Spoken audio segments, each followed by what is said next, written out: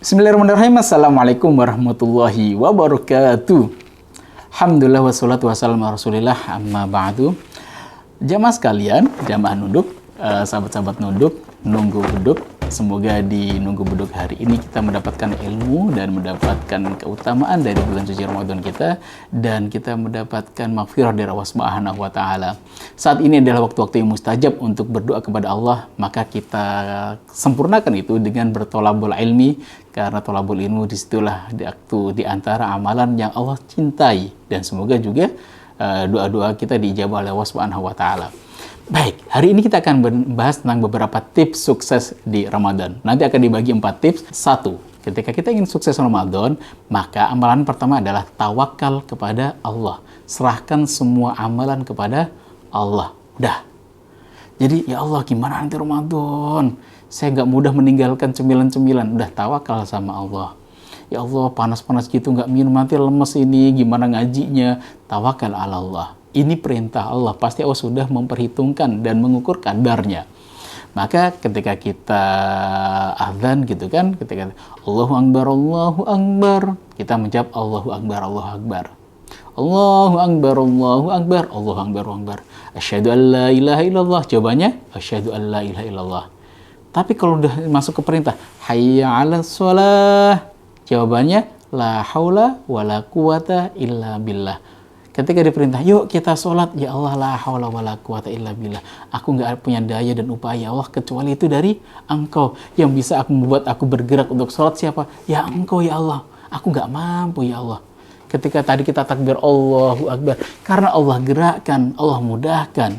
Maka sama dengan itu, ketika sholat 5 menit saja, kita pasrah sama Allah. La haula wala quwata illa billah. Bagaimana mungkin dengan puasa yang berjam-jam itu, yang 12 jam itu, kita merasa saya mampu sendiri, ya Allah. Enggak, pasrahkan sama Allah. Ya Allah, aku pengen banget ini adalah Ramadan terbaikku. Maka doa nih sama Allah, ya Allah, aku pengen ini menjadi Ramadan terbaikku. Ketika ini, qadar kok misalkan ini adalah Ramadan terakhirku, menjadi Ramadan yang terbaik yang aku bisa banggakan nanti datang ketika bertemu dengan dirimu. Tawakal, pasrahkan pada Allah. Maka kita juga diingatkan di dalam surat Al-Fatihah, Iyyaka na'budu wa iyyaka nasta'in. Ya Allah, hanya kepadamu kami menyembah. Wa iyyaka nasta'in, dan hanya kepadamu ya Allah kami minta pertolongan. Sesungguhnya dalam ayat ini, dalam satu ayat yang sama, bahkan tidak dipisahkan ayat itu. Ya Allah, hanya kepadamu kami menyembah. Penyembahan kami, penyembahan kita semuanya kepada Allah, salah satunya adalah puasa kita. Dan kita di situ disampaikan, iyyaka nasta'in, hanya kepadamu ya Allah kami meminta pertolongan. Gak mungkin kita bisa rukuk dan sujud. Gak mungkin kita bisa khusyuk dalam sholat-sholat kita. Gak mungkin kita bisa mengisi amalan puasa kita dengan amalan terbaik kalau kita gak minta tolong sama Allah. Maka jangan pernah merasa, oh saya sudah alumni Ramadan berapa ya? Oh saya sudah 30 kali Ramadan. Dari dulu ketika SD kelas 1 saya udah puasa. Kalau kita sandarkan itu, kesombongan-kesombongan, mungkin kita selesai sampai pas maghrib. Tapi nilainya bisa jadi 0. Kita hanya menahan lapar dan ju' dan lapar. Rubba shaimin, terlalu banyak orang yang berpuasa. Laisa min syamhi, gak ada dari isi puasanya kecuali ju' wal atash, kecuali lapar dan haus. Dia dilaporkan sama malaikat, ya Allah, hambamu lapar, ya Allah, hambamu sedang haus. Iya, dilaporkan seperti itu. Tapi tidak dilaporkan, ya Allah, hambamu sedang puasa. Terlalu banyak orang seperti itu. Ketika dia tidak bisa menahan hawa nafsunya tidak hanya cuma makanan dan minuman, dia tidak bisa merundukkan dirinya, masih ada kesombongan di sana. Tidak akan pernah bisa mengisi Ramadan ini dengan Ramadan terbaik. Tetapi orang-orang al-muttaqun tadi itu adalah ketika dipasrahkan seluruh dirinya, bahkan untuk puasa-puasanya, sahurnya, sebagainya, Allah, aku minta pertolongan kepadamu ya Allah, bisa mengisi Ramadanku ini dengan Ramadan yang terbaik. Semakin baik terhadap keluargaku, semakin baik dalam tilawahku. Saya tidak ingin membatasi bahwa amalan Ramadan itu hanya amalan mahdhah, tilawah Quran, khataman, ya itu bagian dari amalan kebaikan. Tapi amalan kebaikan juga nggak sedikit ketika semakin kita bisa menjaga lisan kita, bisa menjaga hati kita. Ya Allah, kok tetangga udah ganti mobil lagi ya? Oh, mungkin itu ada rezeki yang mungkin dari yang tidak diduga-duga. Bisa jadi dapat dari warisan. Kita menjaga hati kita dari suatu yang suudzon pada orang lain, selalu berhusnudzon. Ketika kita dimudahkan berhusnudzon pada orang lain, itu ibadah hati kita. Kita semangat sekali untuk thalabul ilmi, baca sana, baca sini, belajar sana, belajar sini, keutamaan Ramadan dan sebagainya. Itu bagian dari tadi pengejawantahan bahwa kita Masya Allah ditolong oleh Allah Subhanahu wa Ta'ala. Kenapa kita ditolong Allah? Karena kita minta tolong kepada Allah. Iyyaka nasta'in, hanya kepadamu ya Allah kami meminta pertolongan.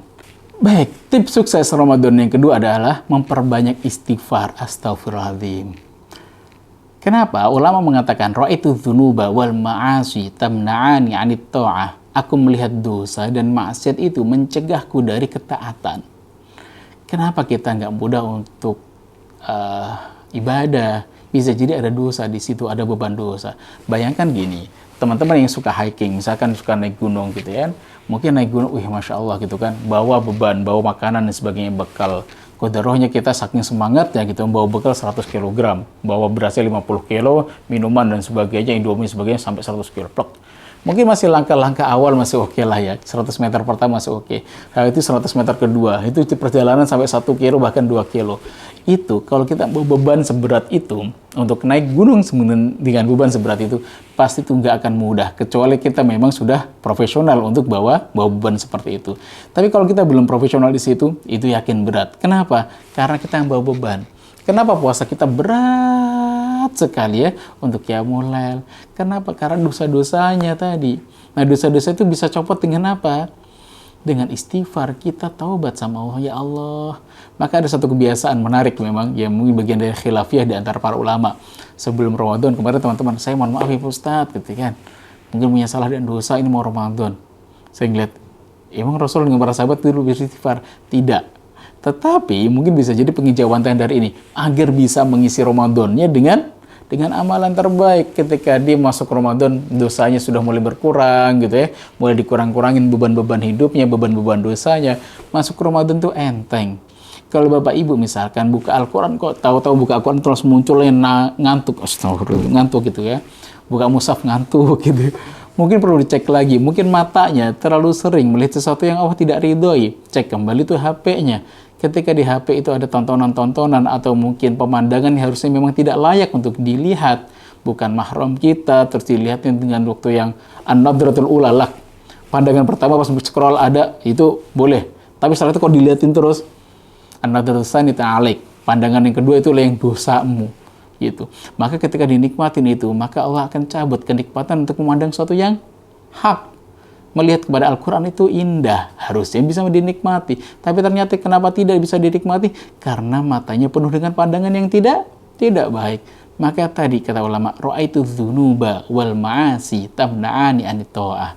Aku melihat dosa dan maksiat mencegahku dari ketaatan. Kenapa berat taat? Karena nggak mudah untuk tadi, karena banyak dosa-dosanya. Maka ada sebuah kisah yang diriwayatkan oleh Imam Syafi'i. Suatu ketika beliau nggak qiyamul lail. Jadi ketika bangun, Allahu Akbar, astagfirullahaladzim, bangun pas azan. Kalau mungkin bagi saya, bagi kita gitu, bangun pas azan kayak soleh banget. Ya kecuali bangun pas azan, pas Ramadan. Wah itu pasti nangis tuh kan. Kenapa? Bukan qiyamul lailnya, karena sahurnya nggak dapet gitu kan. Nah ini bukan case-nya tentang bukan pas Ramadan. Jadi beliau pas bangun, qadarullah nggak dapet qiyamul lail. Ya kan masih dapat subuh. Iya, tapi bagi Imam Syafi'i meninggalkan qiyamul lail, itu berat. Maka setelah subuh itu dia nangis terus. Kenapa Imam? Aku malam ini gak qiyamul lail. Sedihnya luar biasa. Sedih itu berlarut-larut sampai beliau datang pada sang guru. Wahai guru, hari ini aku gak qiyamul lail. Kenapa wahai guru ya? Kok aku gak dibangunkan sama Allah? Bangun-bangun setelah sholat subuh. Maka gurunya dengan simpel mengatakan, sederhana sekali. Wahai Syafi'i, lihat dosa apa yang telah engkau lakukan. Apa ya? Langsung ingat, oh iya guru, aku ingat. Maka beliau ingat, suatu ketika kemarin, qadarullah, ketika beliau sedang melaksanakan ta'lim, di majelisnya ada seorang anak muda yang sedang menangis. Ketika nangis, diminta anak muda, boleh nggak nangisnya di luar? Siap wahai Imam, kenapa? Suaranya rame, ganggu ta'lim. Maka keluar anak muda itu. Imam Syafi'i merasa, oh mungkin ini ketika menegur kemarin, anak muda itu, dia sakit hati dan itu membuat luka dalam hatinya. Dan aku bermaksiat kepada Allah karena menyakiti hatinya. Maka apa yang terjadi setelah itu? Imam Syafi'i datang kepada majelisnya. Nah, murid-muridku, apakah kau ingat anak muda yang kemarin? Ingat wahai guru, di manakah rumahnya? Oh jauh wahai guru. Tunjukkan saja di mana rumahnya. Kenapa guru? Aku pengen ke sana. Oh siap guru. Maka datanglah Imam Syafi'i ke rumah anak muda tadi, diketok pintunya. Tok tok tok, Assalamualaikum, Waalaikumsalam. Man fil bab, siapa di pintu? Syafi'i. Hah? Ya Allah, gara-gara nangis datengin sampai ke rumah gitu kan. Dibuka pintunya, ternyata Imam Syafi'i saat itu langsung menyatakan, saya minta maaf ya anak muda, bisa jadi kemarin teguranku pada dirimu membuat hatimu terluka. Oh Syafi'i, wahai Imam gitu kan, aku merasa sedang sedih dan aku diminta untuk keluar, aku sedih. Dan aku pun juga sama minta maaf, aku telah mengganggu majelismu. Maka Imam Syafi'i dengan anak muda itu saling bermaafan. Dan apa yang terjadi selanjutnya? Imam Syafi'i dengan anak muda tadi itu bermaafan, dan Imam Syafi'i menikmati kehidupan selanjutnya dan beliau qiyamul lail normal seperti biasanya. Kenapa beliau nggak bisa qiyamul lail saat itu? Karena bisa jadi ada dosa yang menghalangi beliau untuk qiyamul lail. Kalau misalkan kita berat banget qiyamul lail, bisa jadi banyak nih khilaf-khilaf komentar kita kah, gitu kan? Tidak senyumnya kita pada tetangga kah? Atau mungkin ada yang satu yang ada maksiat dalam hati kita yang tersimpan, yang hanya tahu adalah kita dengan Allah Subhanahu wa taala, dan itu pun bagian dari dosa. Maka perbanyaklah istighfar. Tadi tawakal pada Allah, kedua perbanyak istighfar. Semoga ada manfaatnya. Kita lanjutkan tipsnya di episode selanjutnya. Maka di waktu yang tidak panjang ini, di akhir dari puasa kita, di menjelang waktu maghrib ini, dalam nunduk kita, nunggu beduk, semoga Allah ijabah doa-doa kita dan kita minta kepada Allah. Semoga Allah mampukan kita mengisi Ramadan kita tidak hanya menahan lapar dan haus, tapi bisa mengisinya dengan amalan terbaik yang membuat Allah ridho dan bangga dengan kita semuanya. Semoga ada manfaatnya. Assalamualaikum warahmatullahi wabarakatuh. Selamat berbuka.